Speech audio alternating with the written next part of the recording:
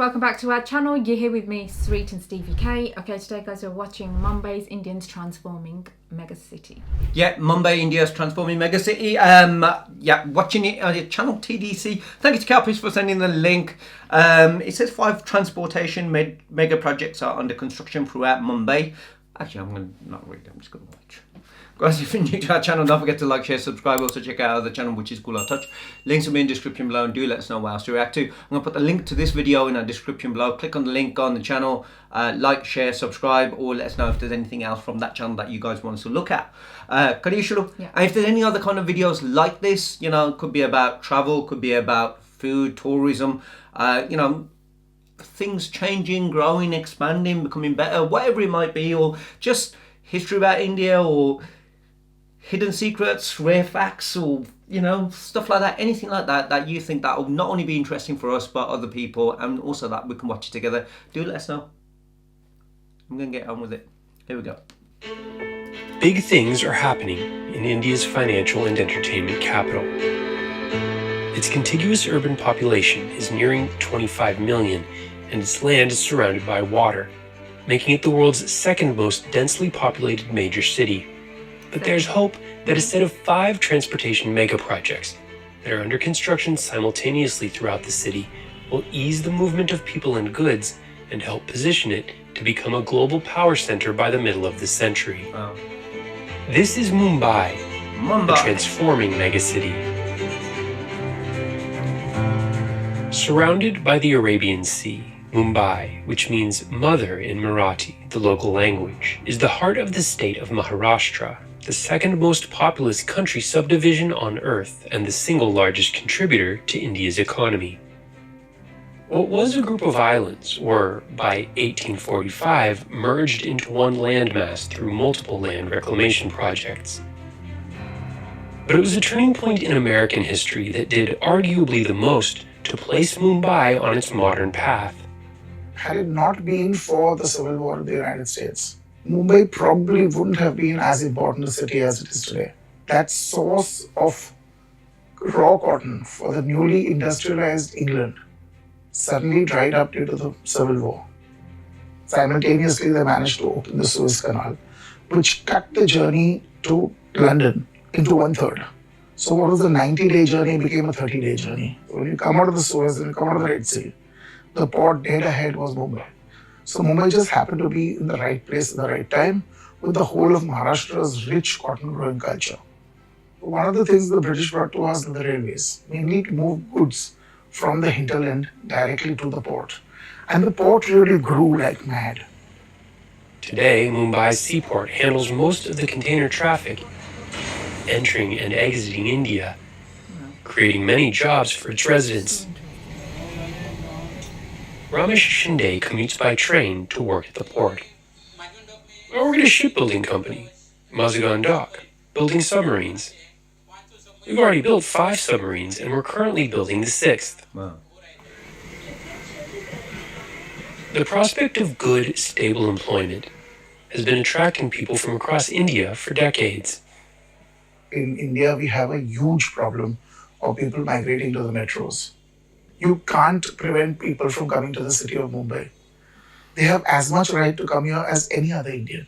You either figure out how to make things better, or you vote in people who figure out how to make things better. The challenge is that the city's population has grown far faster than their government's ability to build infrastructure. And it's been happening for so long now that no matter who they elect, there's a lot of catching up to do. Infrastructure was being built to try and keep up with the needs of the city.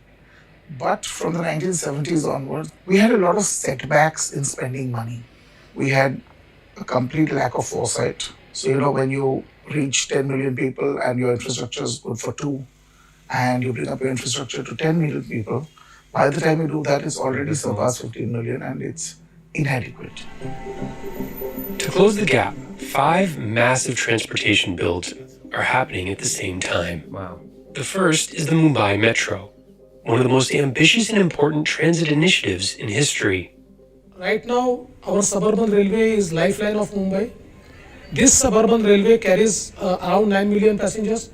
The new metro network which we are creating will be carrying around 7 million or 8 million passengers. We are almost doubling it. Gigantic tunnel boring machines are being used to construct 8 lines at the same time through the living city. They can't come soon enough. The existing suburban railway is completely maxed out, Wow. carrying 3 times more passengers than originally intended. Okay, I'm trying to get in. So scary. Not only is this extremely stressful, it's dangerous. Yeah. Around 2,000 people die every year on these tracks. Conditions that cause constant delays. Must be like, oh no. There is no fast train, and it doesn't come on time. If the train on the Central Line doesn't come on time, then we miss the connecting Western Line train. Oh, so they will. It is difficult to get on the train for a non-Mumbaiker. It can get very crowded. I'm a local, and I can't even get on the Virar train. The first 2 above-ground metro lines opened earlier this year to positive reviews. With the metro, we sit in air conditioning and travel for 30 rupees. So it is very convenient. Otherwise, imagine how much money one would spend on a taxi or a rickshaw. The most important arterial line will run 33 kilometers under many of Mumbai's most historic buildings. This is going to be the first underground metro that the city is going to witness. I live right outside what is going to be an underground metro station soon. I think it's going to make traveling very convenient, and it's underground, so there is very little damage to the built heritage or built parts of the city.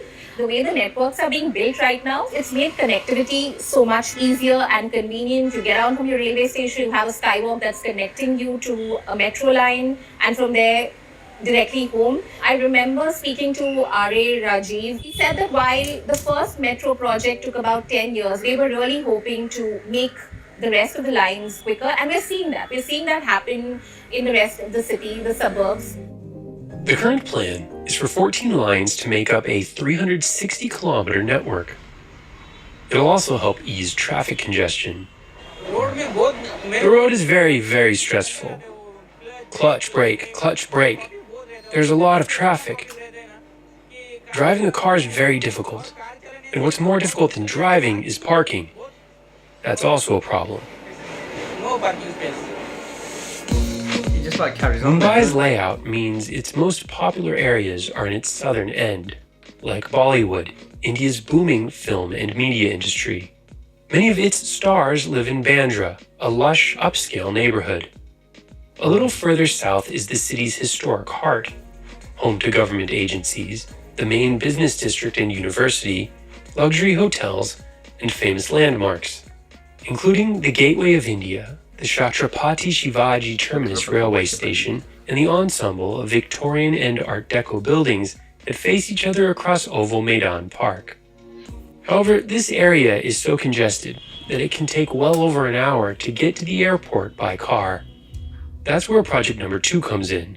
The Coastal Road will be a 29.2-kilometer expressway that will cut this travel time to just 20 to 25 minutes when it opens next year. Next year. As a civil engineer, it's a dream project. It has everything that a civil engineer can dream of, including reclamation, seawall, bridges, tunnel. We've had some world records on this also. We've had 456 meters of mining in a month, which has never happened.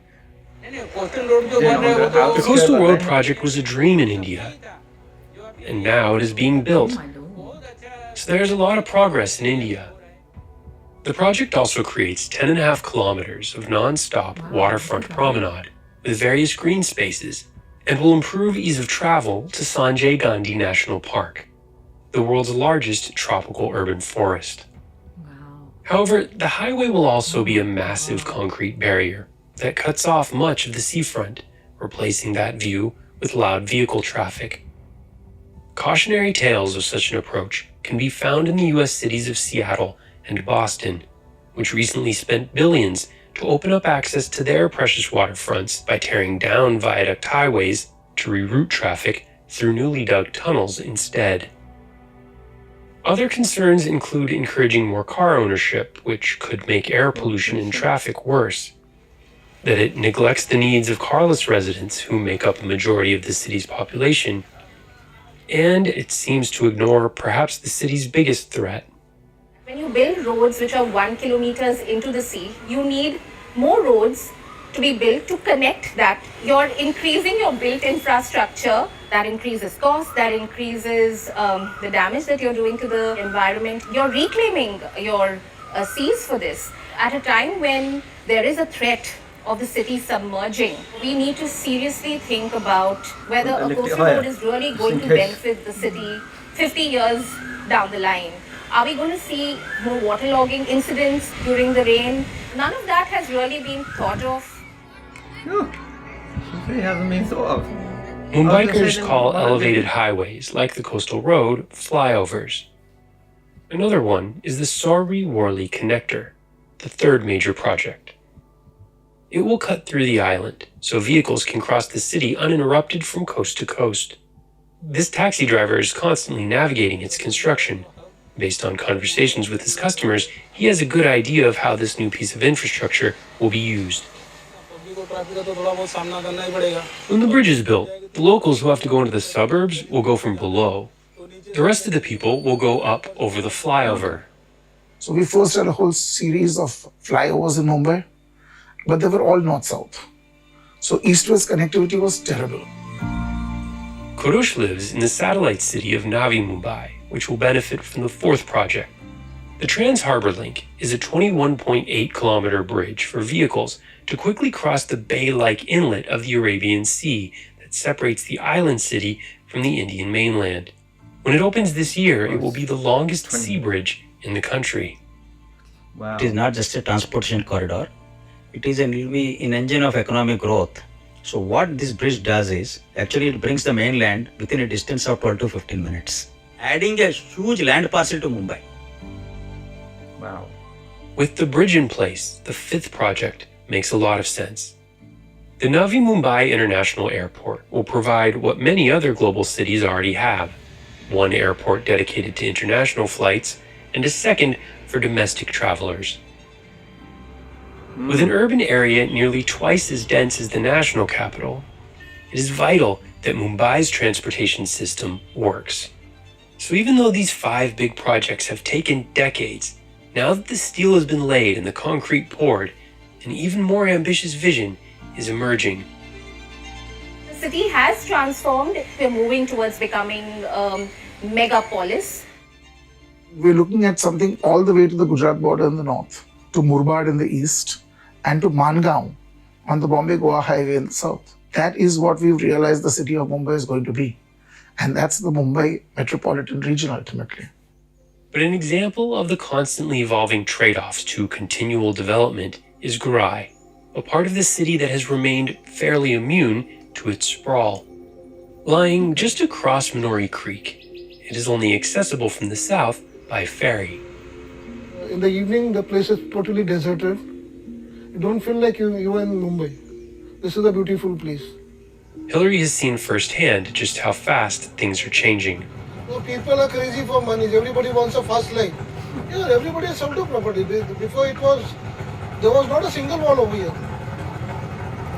Now since you buy the property, you construct your own wall. Hillary says he's content making about $8 a day, even though he has to spend hours driving 15 kilometers to the closest compressed natural gas pump and wait in line each time he needs to fill up. Authorities want to build a bridge to connect Garai and its beaches to the rest of the city. They say this will give residents like him more services, like gas pumps. To come and use a beach. They will give you options. If you need a gas pump over here, we have to construct the bridge. To win something, you are losing something. But if they construct the bridge and all, the beauty of this place is going to vanish. Mangroves and everything will be disappeared over here. But no land will be saved. So even though his income could improve, he doesn't want the bridge. He thinks it'll ruin the relatively quiet life he and his wife enjoy among the water-absorbing mangrove ecosystem that helps protect them from rising seas and storm flooding. Most of the rest of Mumbai's mangroves have been completely destroyed. Nobody else is destroying the nature. We ourselves are destroying the nature and we are blaming the nature. What nature can do? Nature needs stand still. Take care of the nature. Everything will be fine. If you play with the nature, you have to pay the fine. If you cooperate with the nature, nature will cooperate with you. It's wise man, eh? Yeah. Honestly, you know what I mean? Which is true. It's like most of the time, that's what humans are in it. To evolve, they have to change things to improve things, but they let go of the things that also are important. And, you know, and always this side wins because of that growth and everything. And, you know, we need to, you know, and like he said, you lose things that are also valuable. It's a hard thing, isn't it, really? With everywhere, because you're trying to ease things and make things better for everyone. But even like now with the infrastructure and the roads and all that, you look at it and you're going, if we do this, there'll be less cars, but there could be more pollution, then there could be this, and then there's always that to gain something, you're going to lose something as well. There's going to be people who are going to be happy, but then there's also going to be people who are going to be sad. You might not lose 2,000 people, you know, from the trains like dying every year, but then you might lose them some other how kind of thing, you know, and going, well, this is done it. Like I said, you could build something all that time, but it depends on if they've already thought so far into the future. Like you said, if it's going to be over the water, she wasn't saying then about is it? She said it doesn't seem like it's been fought for. And you know, how high are they keeping it? Just in case, you know what? Well, let's just make it higher, just in case if water does rise. We're always in the okay. Who knows what the future holds? You know, with the global warming and everything like that.